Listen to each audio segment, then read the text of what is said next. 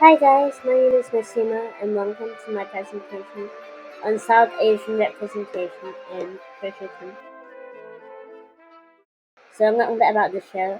It is based on novels written by Julia Quinn in the Regency era, and it is and the novels came out in 2000s.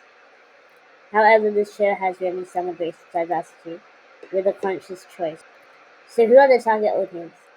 The target audience are designed to be female millennials uh, from diverse backgrounds, from an age range of 18 to 64, and 33% of the audience were new to Netflix.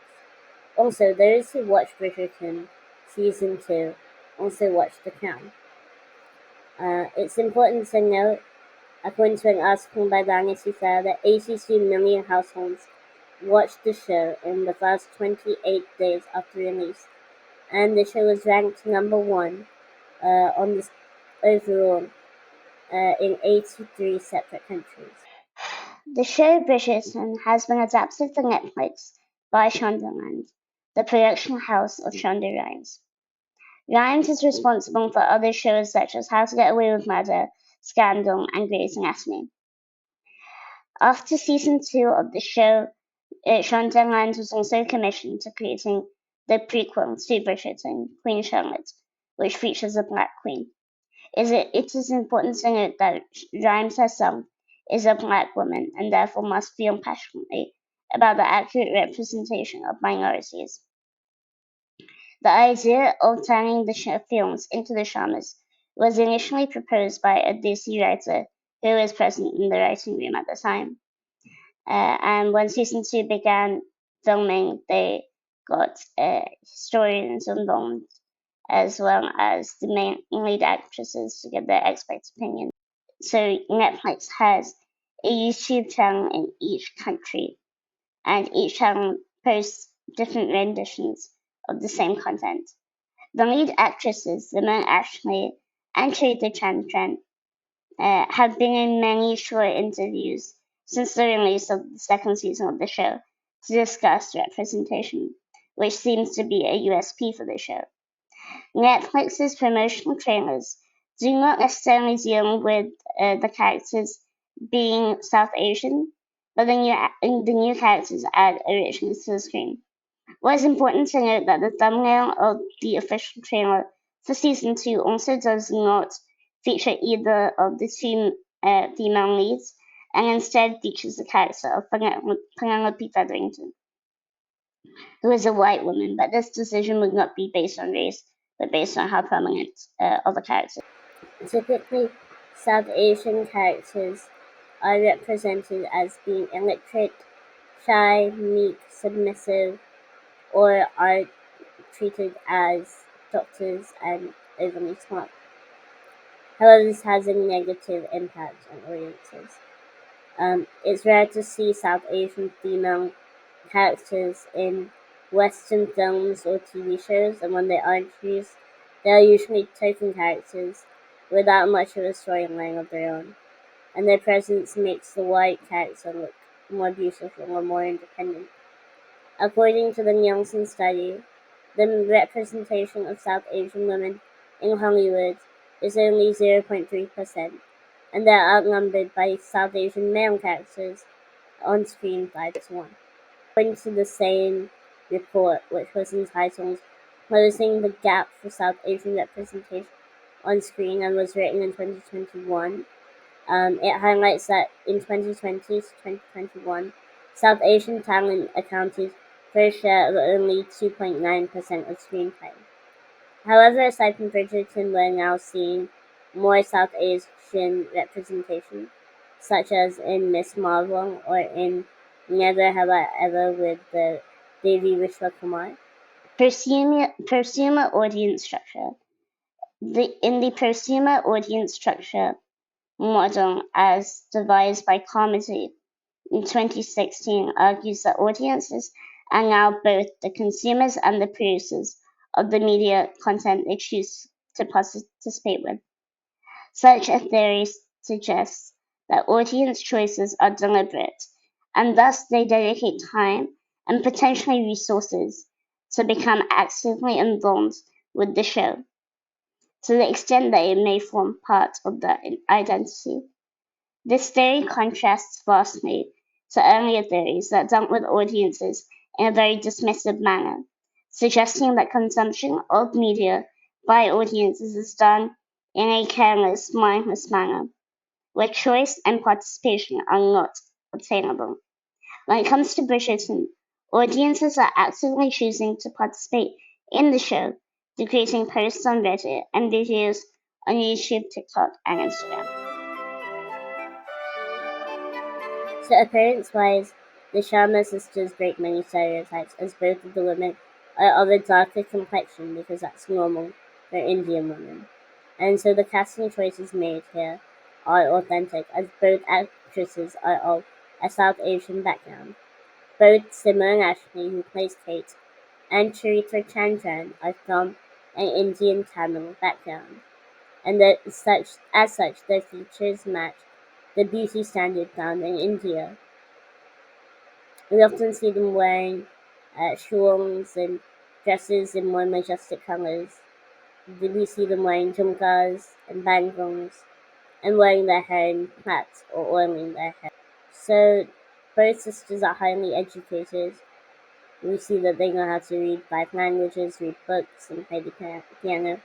Are not meek or overly submissive, as Kate continuously advocates for the right of her younger sister, and actually even their femininity is complemented with the strength and interest in hunting and horseback riding. On one hand, some may argue that Kate has been represented as potentially more independent than was realistic for a girl of that time, but on the other hand, Kate can be based off of figures found in South Asian history, such as Rangi of Chunsi. So examples of cultural signifiers found in the show. There's a Haldi scene. So Haldi in Hindi or Urdu refers to a paste made with turmeric and yogurt that is applied to South Asian brides before their wedding, and we see Kate and her mother apply this paste to Edwina the night before her wedding, and we see them wearing yellow, and they adorn their room with marigolds, which is very authentic. As I mentioned before, we see chumkas, and chumka earrings are meant to kind of follow a chandelier or a pendant type pattern, and they're worn by women in both India and Pakistan. We see them worn by Kate and Edwina throughout, naturally they become a staple since the show. The chai refers to tea in most South Asian languages, and we see at least one instance of Kate disclosing she detests English tea and instead bringing out the spices. Music. Another method through which Bridgerton showcased South Asian culture is through the instrumental music that was played in the background. The show uses modern pop songs and turns them into instrumental soundtracks, which are usually played during ballroom scenes. In season 2, episode 6, in the scene where Edwina is getting ready for her wedding, the show used a cover song from a Bollywood movie to attract diverse audiences. The song is entitled Kabhi Khushi Kabhi Gum, which translates to sometimes joy, sometimes sadness. The instrumental was really enjoyed by fans of the show as yet another authentic touch to the representation, as the movie is a popular late 90s childhood classic. The cover was played by Chris Bowers and was composed using string instruments. The Bollywood movie of the same name came out in the year 2000, and the song is synonymous with this concept of new beginnings and strengthening family ties. The show does not really touch upon colonial tensions that may have been present at the time. However, some may argue that they are the presence of Kate and Edwina Sharma is reflective of some people who were equal to aristocratic British families in the Regency period, such as the woman who had shaved hair, Karen Nissa, who was the wife of a white noble. How did Netflix know the show would be successful? In an interview featured on Netflix's official website with Jenny Howe, an executive working at Netflix since 2018, she explains how Bridgerton may have been considered a business risk for the streaming platform, similar to the likes of The Queen's Gambit, as it is a period drama. But she attributes the success of the show to these factors. It's a period drama that is not obsessed with historical accuracy or factual retelling. It reflects diverse audiences, and romance has become a mainstream genre. On the other hand, in another article, it was speculated that the show became successful due to the timing of the debut. The first season was released during the holiday season, and that too during a worldwide lockdown as a result of COVID. Furthermore, the show can be compared to the likes of the Pride and Prejudice novels that filmed out when they were released in 1813. The show caters to the female gaze and involves female creators, which can be seen as a USP. So in short, Netflix were perhaps blissfully unaware of the traction Bridgerton was to bring them, but they made well calculated efforts to ensure its success. Niche audiences and algorithms.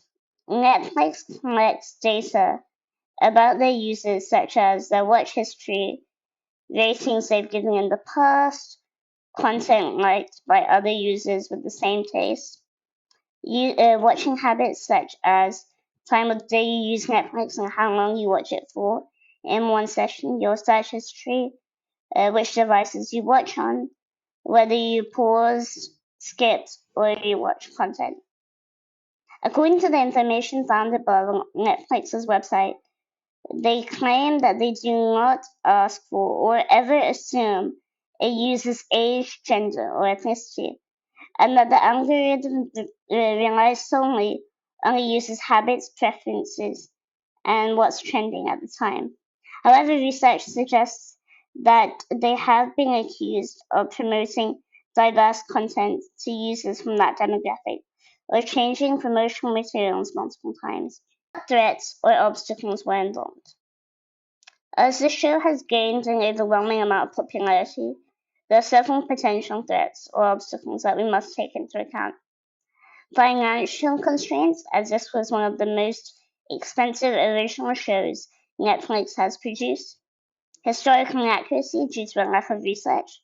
The feedback of critics. Trying to fit in all the important scenes from the books. And COVID-19 or the pandemic. The show fetishised Asian women, South Asian women. Analyzing the show and its impact on audiences, I thought it crucial to also examine whether the show fetishized Kate and Edwin's character. The show is a very romantic nature, and thus there are scenes of a sexual nature that cater to the female gaze. Due to both our religions and culture being modest in essence, there is a common misconception that South Asian women are not sexual beings.